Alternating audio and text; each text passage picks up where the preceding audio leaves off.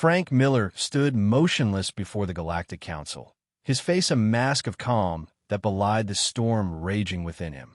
The Grand Chamber, with its sweeping architecture designed to inspire awe, now felt like a tomb to him, a place where hope came to die.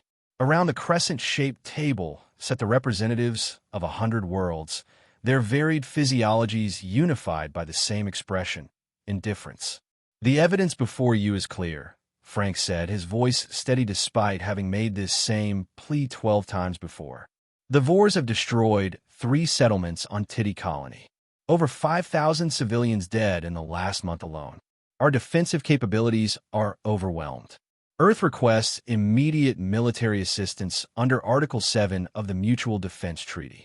High Commissioner Zeth, the Ardelian who had led the council for 2 decades, tilted his elongated head. His silver skin caught the light as he exchanged glances with other senior members. "The council has reviewed Earth's petition," Zeth replied, his voice carrying the artificial resonance of the translation system.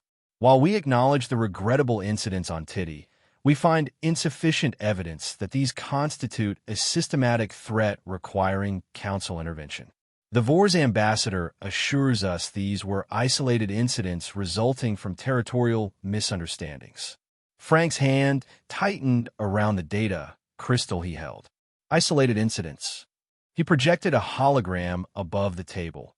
Ruins of what had been a research facility, bodies scattered among the debris. This was the 13th attack in 2 years. 30,000 human lives lost. We've submitted verified evidence each time. Commissioner Zarth of Perdulia leaned forward. "Perhaps if Earth would share its advanced propulsion research, the Council could better evaluate the strategic importance of your colonies." And there it was, the same thinly veiled demand that came with every request for help. Share your technology or stand alone. Frank had been Earth's ambassador for 7 years.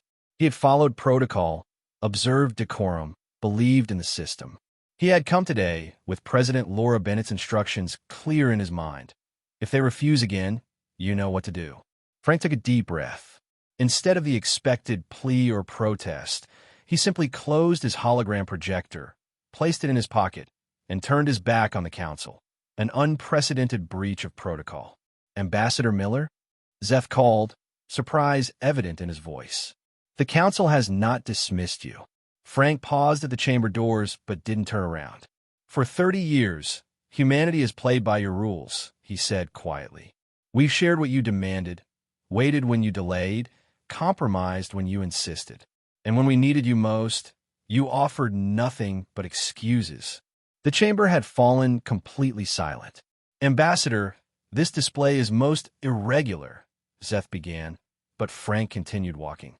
"You will be reported to your government for this disrespect," another council member shouted. Frank kept walking, speaking into his communicator. "Sam, send 1 word to Earth, Exodus." As the doors closed behind Frank, the chamber erupted in confused discussion. No representative had ever simply walked out of a council session. Sam Wells, Frank's assistant, was waiting outside. "They refused again?" "As expected," Frank replied, his face grim. "Send the message." Sam's eyes widened. "Sir, are you certain?" "Once we activate." The president's orders were clear. 30,000 dead, Sam. 13 refusals. We're done asking for permission to survive. On Earth, in a secure facility buried beneath the Rocky Mountains, President Laura Bennett received the message. Without hesitation, she entered her authorization code into a terminal that hadn't been activated in the 5 years since its installation. Operation Exodus is now active, she announced to the small group of military and scientific leaders gathered in the room. General Grant, begin Phase 1. Dr. Clark, activate the SHIELD network. As of this moment, humanity stands alone. Madam President, General William Grant said, "Once we begin, there's no going back. The Council will view this as a violation of at least 7 treaties." President Bennett looked at the faces around her. The culmination of 5 years of secret preparations, technologies developed but never shared, plans made but never discussed in any forum where the Council might hear. The Council made their choice 13 times, General. Now we make ours. As Frank's shuttle departed the council station, he didn't look back at the gleaming ring structure that had been humanity's hope for protection and cooperation. His thoughts were already turned toward home and what would come next. Earth had hoped for allies. Instead, they would become something the galaxy had never expected.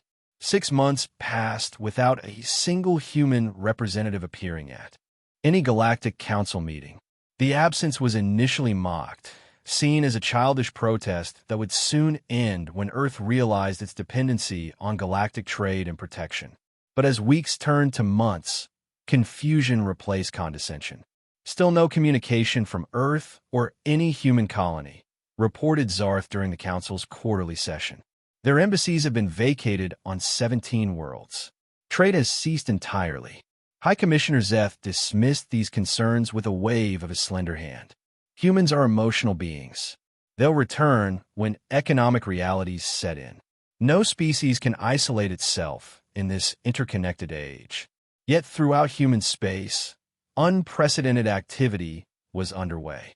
On Earth, manufacturing centers operated at maximum capacity. Orbital shipyards that had previously produced civilian vessels and small military craft now constructed massive ships, unlike anything seen before. Resources from mining colonies were recalled. Technologies long hidden from council inspectors were integrated into new systems. The first to notice something truly unusual was Alien Creel, a Farjon botanist who had worked alongside humans on New Portland for 15 years. His research partner, Karen Young, had been oddly distant in recent months. "You're leaving, aren't you?" he asked one day as they worked in a hydroponics lab. "All of you." Dr. Young hesitated, then nodded. "I can't tell you more, Creel. But yes, and I'm sorry. Because of the council? The Vors." Creel's antennae drooped. "My people voted to support Earth's petition." "I know," Karen said softly. "That's why I'm telling you this much. Some friends will remain behind. They'll have something for you if things get bad." Across human space, similar quiet goodbyes were taking place. Long-term research projects were concluded abruptly. Human businesses settled accounts. Personal possessions were sold or given away to alien friends. Children were withdrawn from schools with vague explanations about returning home. In the council chambers, the first serious concerns were raised when the neodymium shipments from Earth's lunar facilities ceased without warning, throwing several manufacturing worlds into crisis. This goes beyond a diplomatic tantrum. Counselor Ixil of the Tricerian Federation warned. "My intelligence services report energy readings from Earth and their colonies that exceed anything we've recorded before. Something massive is happening." Zeth still appeared unconcerned. What could they possibly do? Their military is substantial for a single species, but insignificant compared to the combined forces of the Council. If they're developing weapons in violation of treaty, we'll simply blockade their systems. 3 days later, a Vors battle fleet approached Europa, one of Jupiter's moons where humans had established a mining outpost. The Vors, emboldened by the Council's continued inaction, had decided to seize the resource-rich moon. Admiral Growl of the Vors stood on his command deck, mandibles clicking in anticipation. These humans have valuable installations here and minimal defenses. The Council will protest, but do nothing, as always. The Vors fleet, 15 warships strong, moved into position around Europa. Admiral Growl opened a communication channel. "Human outpost. This is Admiral Growl of the Vors Expansion Force. Your facility is now under our control. Surrender immediately or be destroyed." There was no response, but sensors detected unusual energy patterns emanating from the outpost. "What is that?" Growl demanded of his science officer. Before an answer could be given, every system on all 15 Vors ships simultaneously shut down. Engines, weapons, life support, communications, everything went dark in an instant. As the ships drifted powerless, a message played through their emergency systems in perfect Vors language. "This territory is protected. You were warned. There will not be another warning." Power returned to the Vors ships exactly 20 minutes later, just enough time for emergency systems to reach critical levels, but not long enough for any casualties. By then, The Europa outpost showed no signs of life or activity. When Vor scouts landed, they found the facility completely empty, stripped of all valuable technology and resources. Every human was gone. News of the Europa incident spread quickly through council space.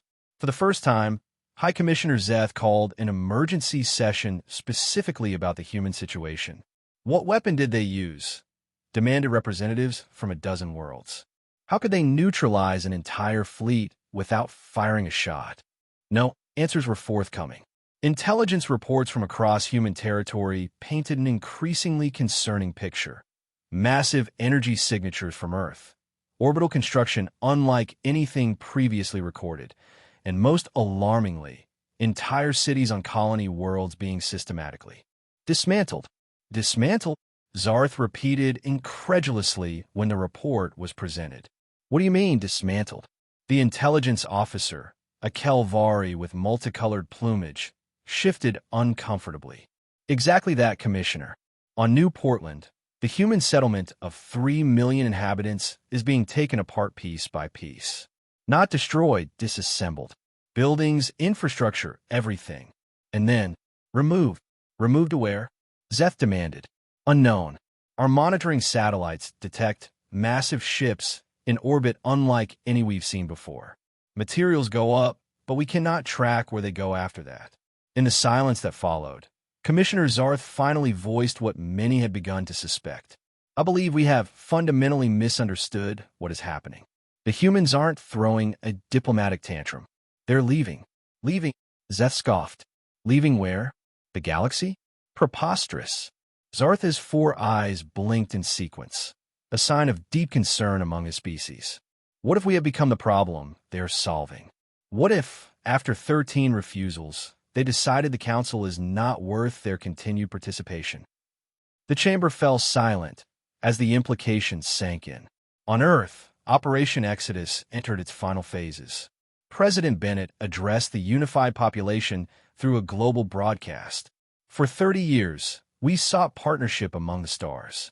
We compromised, we shared, we followed rules that often disadvantaged us. We believed in the promise of a galactic community.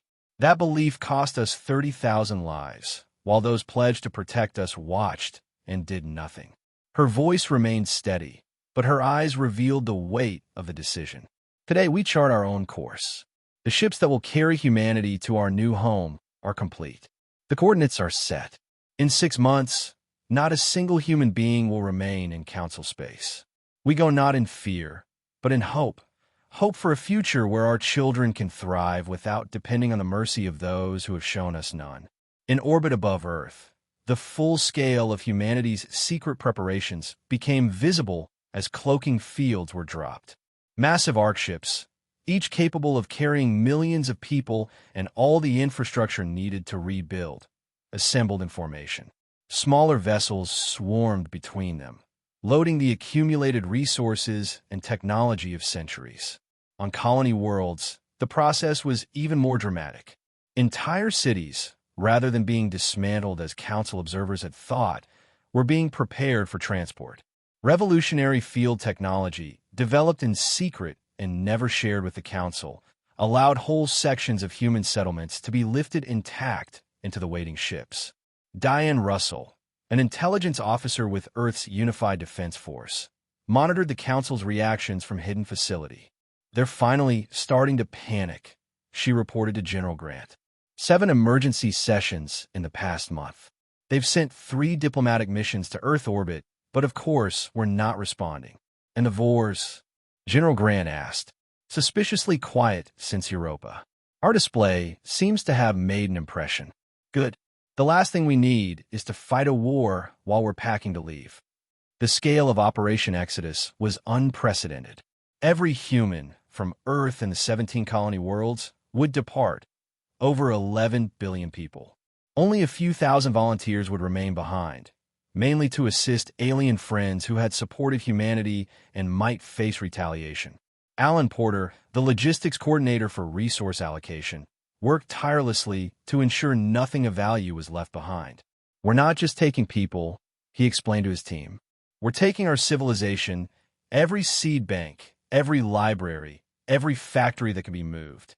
Whatever we can't take, we destroy rather than leave it for the Vors. 3 months after Frank Miller walked out of the council, he returned, not to plead, but to deliver humanity's formal withdrawal from all galactic treaties. The chamber was packed. Every member world had sent representatives, many bypassing their usual delegates to send highest-level leadership. Even species that rarely involved themselves in council politics attended, sensing a historic moment.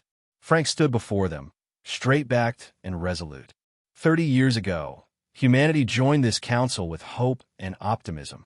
We believed in cooperation, mutual defense, and shared progress. He began. Over those years, we submitted 17 formal requests for assistance against Vors aggression. All were denied. We presented evidence of attacks on our colonies, verified, documented evidence. It was dismissed. He looked directly at High Commissioner Zeth. While you debated protocols and jurisdiction, 30,000 humans died. While you demanded we share more technology before you would consider protection, our people were slaughtered. Frank activated a holographic display showing the Europa incident. The council members watched in silence as the Vors fleet was neutralized without a shot being fired. We could have used this technology for vengeance. We chose demonstration instead. The Vors now understand that attacking humans is costly. Perhaps if the council had shown similar resolve, this day would never have come. Zeth rose from his seat, his silver skin flushed dark with emotion. Ambassador Miller, if Earth has grievances, there are proper channels. We used your proper channels 13 times, Frank interrupted. As of today, Earth and all human colonies formally withdraw from the Galactic Council and all associated treaties. We will no longer be bound by your restrictions, nor will we expect your protection. The chamber erupted in protests and questions. Frank waited for the noise to subside. You cannot simply leave, Zeth declared. There are obligations, partnerships, technological exchanges that cannot be unilaterally abandoned. Watch us, Frank replied simply. Most of our population is already gone. In 3 months, not a single human will remain in what you call council space. We will take what is ours and leave what is yours. Gone where? Demanded Zarth. No species can survive in isolation. Frank allowed himself a small smile. That's where you're wrong, Commissioner. We've never been isolated. We've been restricted, prevented from developing our full potential by council regulations designed to maintain the status quo. Without those restrictions, we've achieved in 5 years what your scientists said was impossible. As questions continued to fly, Frank held up a hand. I'm not here to debate.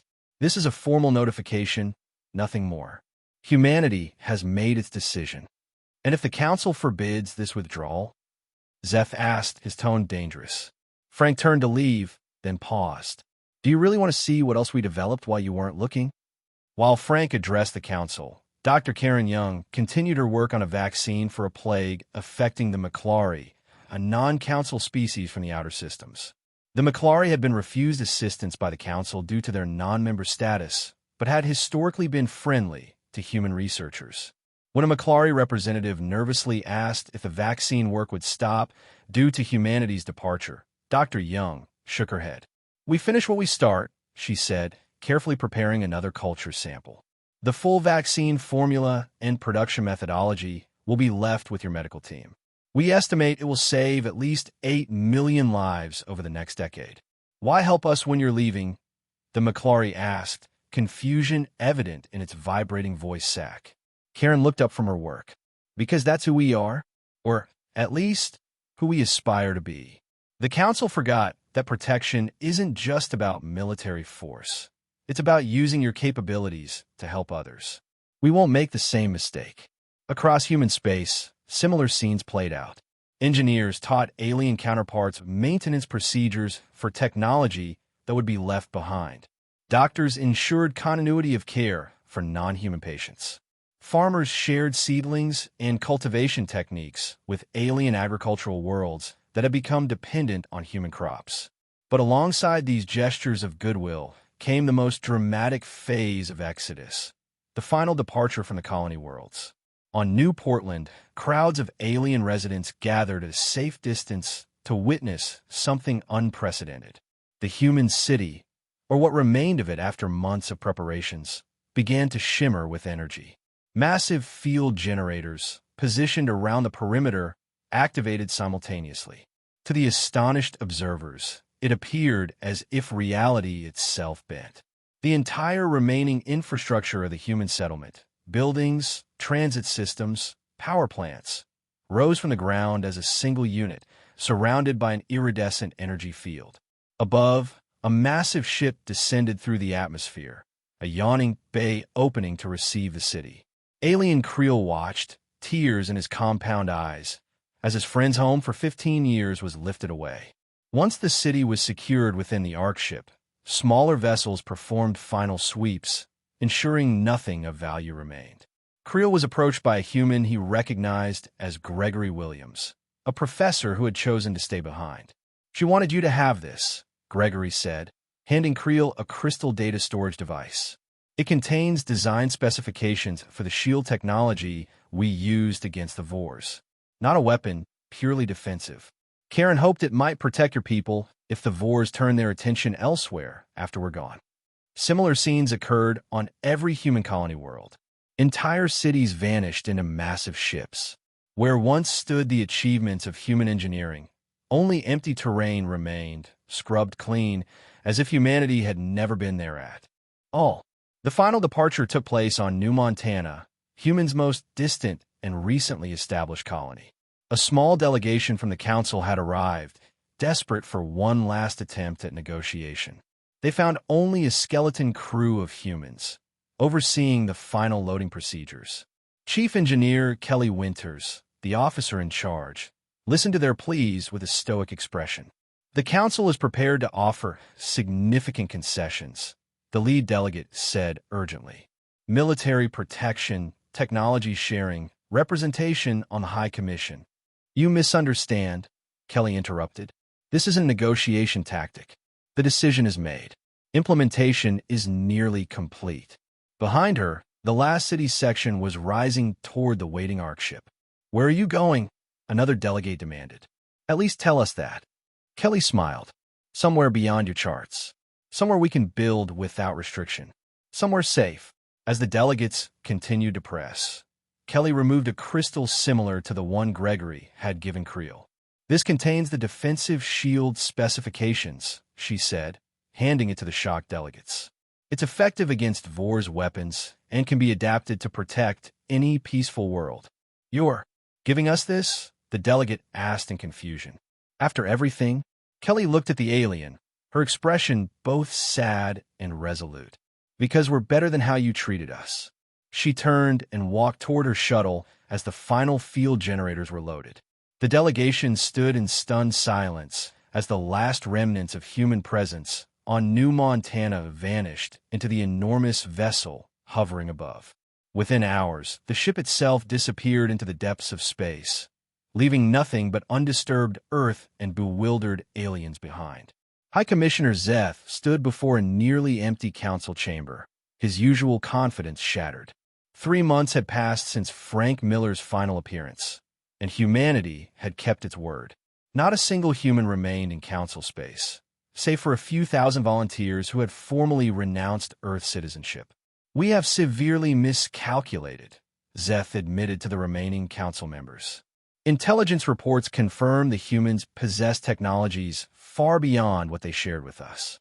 The energy readings from their departure suggest propulsion and field manipulation capabilities that our scientists believe are decades, perhaps centuries beyond our own." Commissioner Zarth nodded grimly. "They were never the primitive newcomers we treated them as. They merely played by our rules while developing their own solutions in secret." Monitoring stations in deep space had detected massive energy signatures from uncharted regions, but attempts to investigate had proven futile. Probe ships sent toward these anomalies were either pushed back by unknown forces or disabled in the same manner as the Vors fleet at Europa. A final message had been transmitted from Olivia Martinez, Earth's former security chief, and one of the few who chose to remain. It was brief and unambiguous. "Do not follow." The Council attempted to maintain normalcy, but the absence of humanity had created unexpected ripples throughout galactic society. Human medicines disappeared from markets. Engineering solutions humans had provided went unmaintained. Agricultural worlds that had adopted Earth crops struggled with failing yields without human agronomists. Among those who remained, many like Ben Parker, a farmer from Earth's Australian region, freely shared knowledge and medicines with alien friends who had shown kindness to humans. The Council banned us from giving you these crop variants, he explained to his Talaxia neighbor as he handed over seed packages, said it would disrupt established trade patterns. Nonsense, of course. They just wanted to control who got what.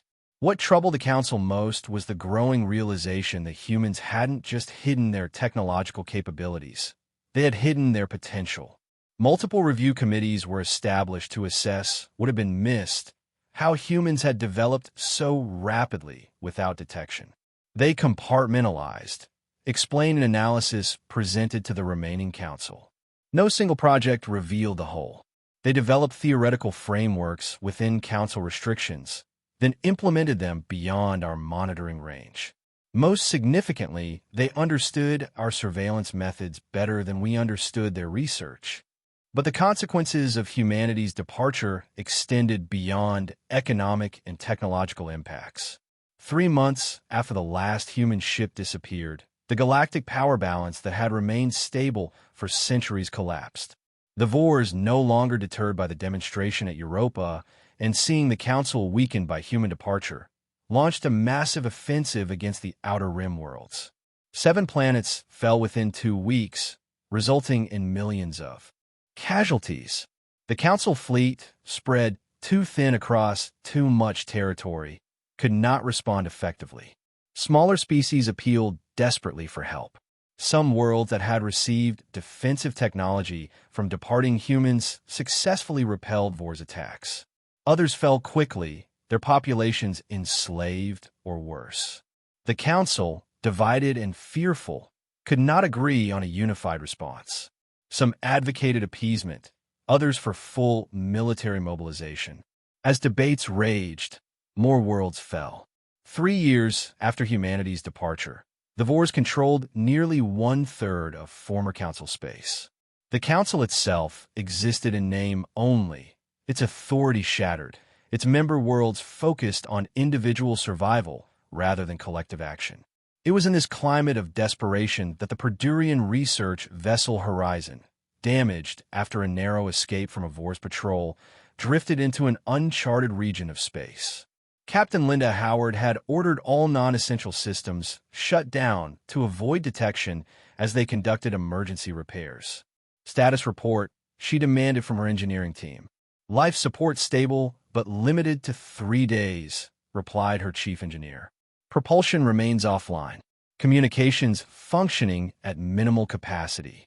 As they drifted, the ship's passive sensors detected an unusual energy pattern nearby. Unable to risk active scans, Captain Howard ordered a visual confirmation through optical telescopes only.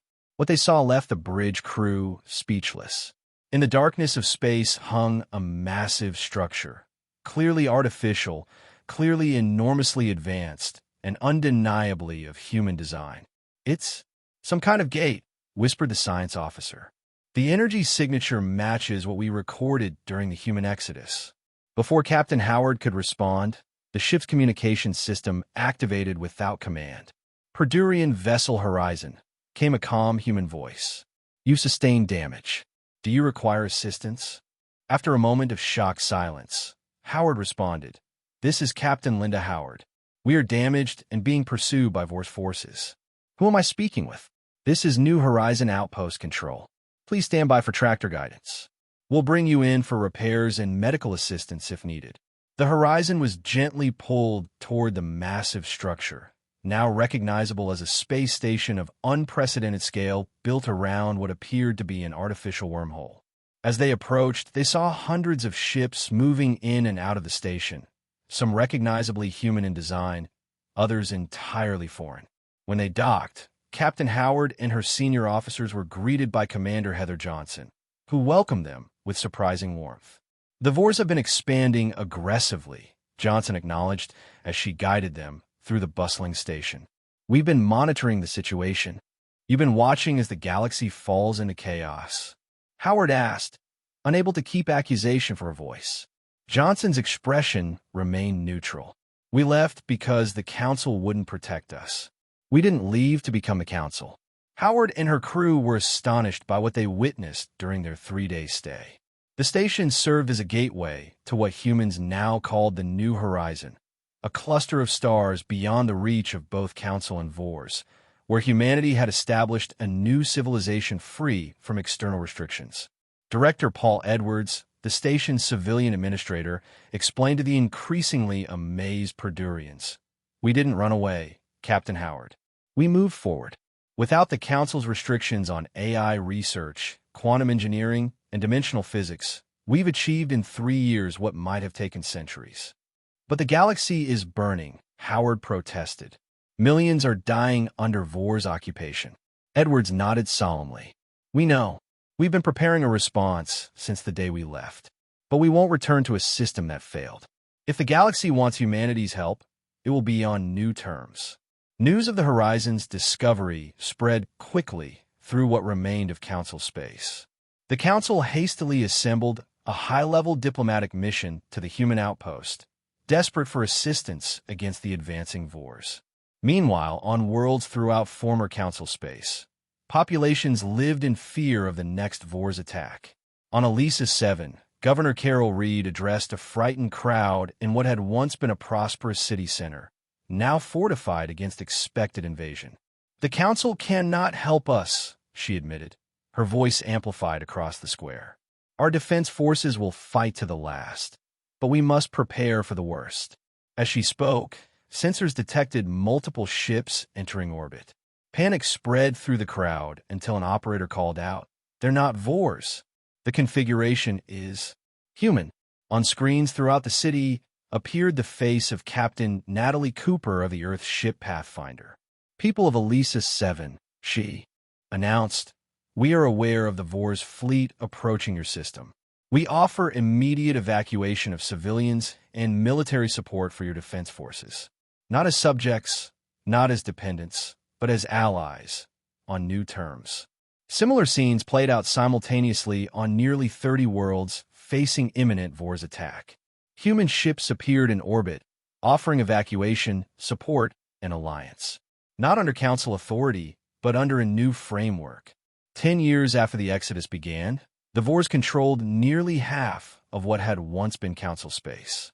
The Council itself existed only as a shadow of its former self, its grand chamber mostly empty during sessions. Into this chamber walked a human delegation led by Sam Bradley. The remaining Council members watched in silence as Bradley and his team proceeded not to the petitioner's position, but to the center of the chamber.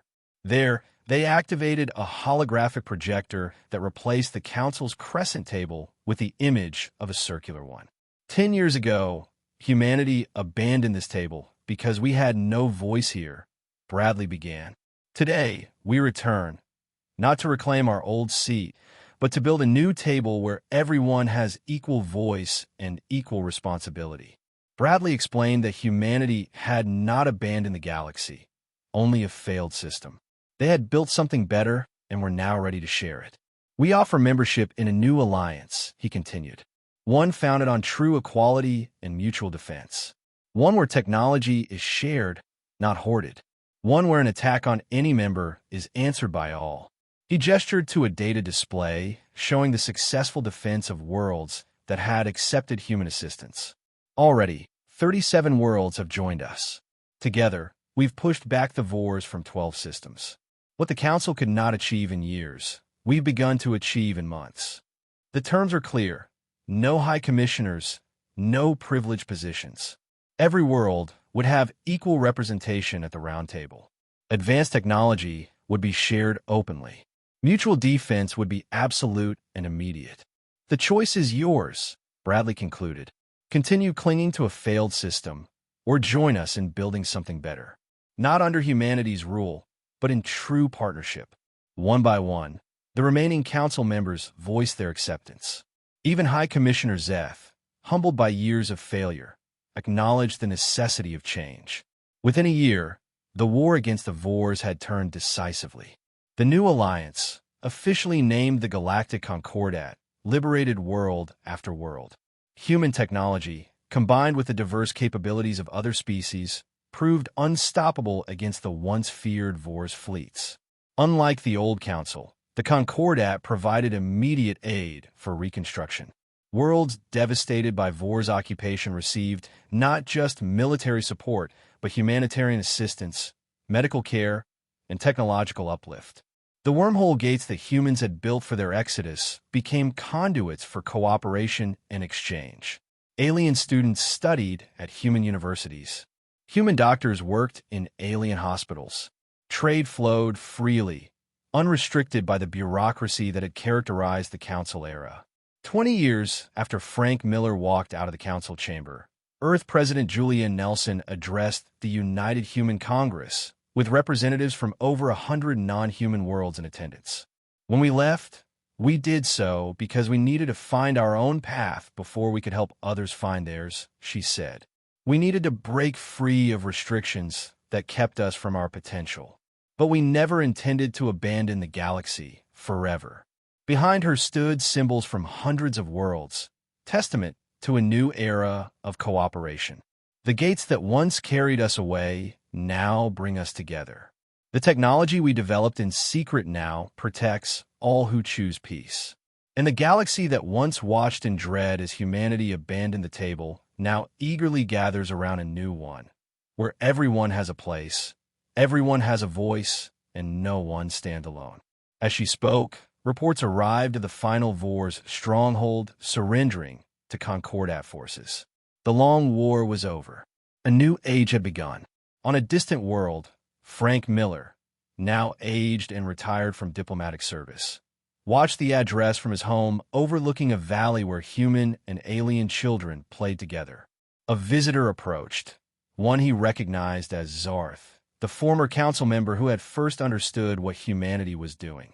You knew this would happen, Zarth said, his 4 eyes blinking in the pattern that among his kind indicated respect. When you walked out that day, you already saw the path to this moment. Frank smiled and shook his head. No, we only knew we couldn't continue as we were. Everything else, the Concordat, the Alliance, this new peace, that grew from necessity and hope.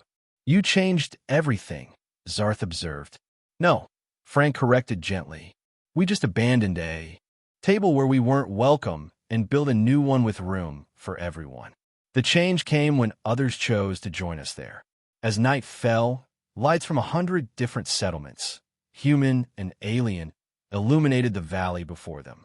Not separate colonies, but a single integrated community, not under council rule or human dominance, but something entirely new.